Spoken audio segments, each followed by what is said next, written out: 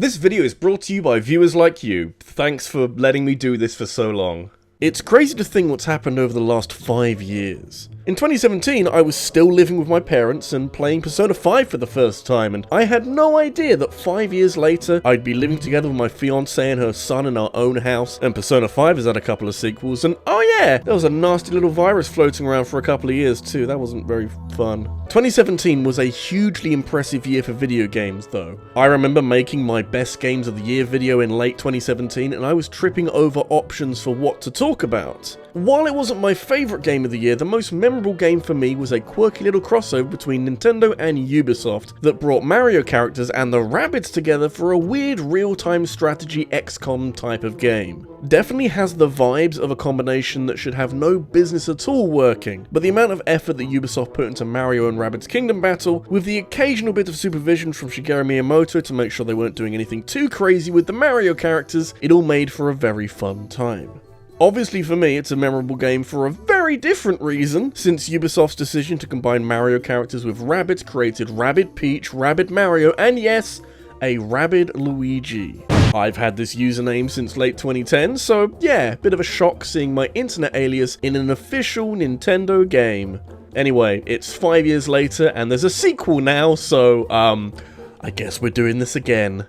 You should know that this isn't going to be like a normal preview that a bunch of other journalists have written for their publications, even if we're working off the same embargo. Ubisoft didn't know that I post my videos on a Sunday, but that's okay. Thank you to Ubisoft for inviting me to the preview event and allowing me to capture the footage that will be playing in the background, which I'll be using to tell you all about this very different kind of sequel. Mario and Rabbids Sparks of Hope is a game that clearly has a lot of similarities with Kingdom Battle, but at the same time, I think it's a game that has found its own identity. I couldn't tell you what's happened behind the scenes with the development, but it almost feels like the supervision that Kingdom Battle had has been greatly relaxed with Sparks of Hope, and now this game is perfectly happy doing its own thing. There's a clear through line here, and it's not like it's a different genre or anything, but Sparks of Hope is an altogether more confident game, and you can tell that the developers were let off the leash here a bit. Every planet you visit on this adventure has been expanded beyond the scope of the more linear areas in Kingdom Battle to make space for more detailed side quests and puzzles, and this new freedom is reflected in the combat.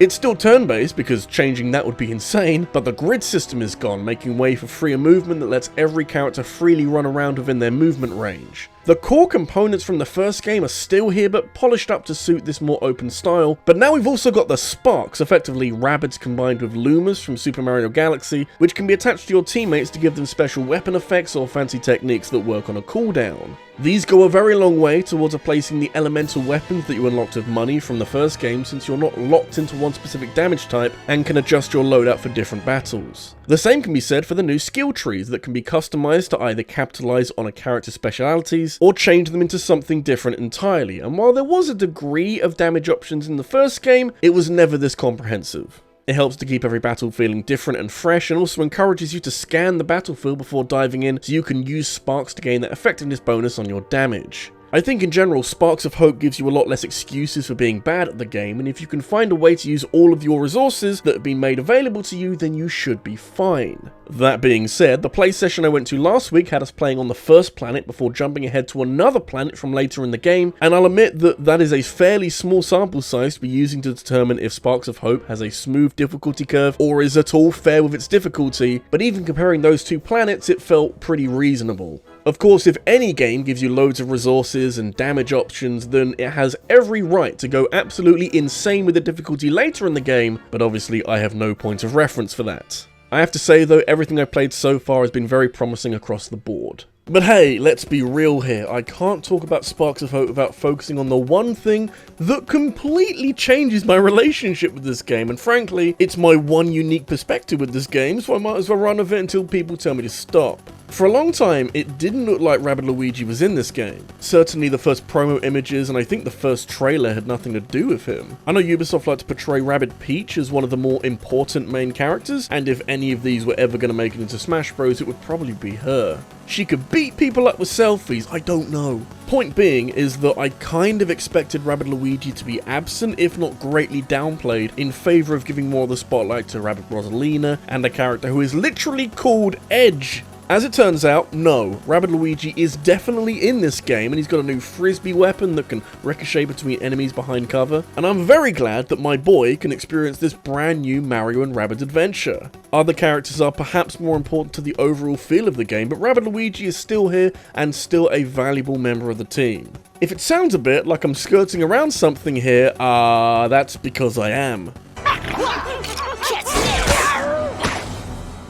I feel like I didn't sign up for this. Having a character with the same name as you is already an existential crisis brewing away in the background, but giving him a voice is honestly terrifying to me. On its own, it's an interesting decision because it drives a wedge between the Mario characters who keep their words to a minimum and the Rabbid characters who never stop talking. It's a little jarring for a multitude of reasons, even if Rabbid Mario ends up sounding like Bob Hoskins. So strong, huh? I'm so strong. But the fact that RabbidLuigi has his own voice and distinct personality is very confusing to me now. Like, I'm sure it's easy to say that I should be able to separate myself from the newly made video game character, but I can't lie and say that I feel completely detached from this character. This is the part of the reason why I wanted the original Mario and Rabbids game to do so well, because if Kingdom Battle was a surreal gimmicky mess that mashed two IPs together that should be kept as far apart as possible, then it does start to reflect badly on my internet presence, even subconsciously. Look, I'm not going to sit here and say that the new RabbidLuigi is a downgrade or anything, but there is a lot more here than there was before, and if you want to see Sparks of Hope as a sequel, I think you'd also have to see the new RabbidLuigi as a completely different character. In the first game, he doesn't say a lot, and he's got these long sleeves that he's constantly too small for, and now he uses his weaken ability and throws out some breakdancing, and I just can't with this. When he levels up, he says, Fresh with RabbidLuigi. Is this a real thing? I said funky fresh in a video ages ago as a way of self-censoring when YouTube's monetization went all fucky. Funky fresh. Don't even feel like putting a spoiler warning. And people really liked it, so I ran with it for a while, but why is it in this game? You can see where the existentialism comes from, and the second guessing, and the thinking that something's in your head, because it gives me this whole life is a simulation feeling that I have no control of anymore. This weird joke that just keeps getting weirder. I can be happy for Ubisoft and Nintendo that their strange experiment has worked out really well for them, to the tune of 2 games and likely a few more after this if they really want to, but the whole RabbidLuigi thing is starting to run a little wild. The event I was invited to last week was the first preview event I've been to in a while because of that pesky virus, and it meant that there were a lot of new people I hadn't met before, and I'm introducing myself and they ask what my YouTube channel is called, and I'm like, I actually had a chance to have a quick chat with a Ubisoft rep about the whole RabbidLuigi thing in person, and he basically summarized that because I didn't trademark the name, not that I ever would be able to because I don't own Rabbids or Luigi, they've got no issues with me using the name, and because they own like at least half of the character, I shouldn't expect them to backtrack on RabbidLuigi. I think Ubisoft should count themselves damn lucky that Kingdom Battle and Sparks of Hope are damn good games, because I know I'd have a harder time talking positively about terrible games.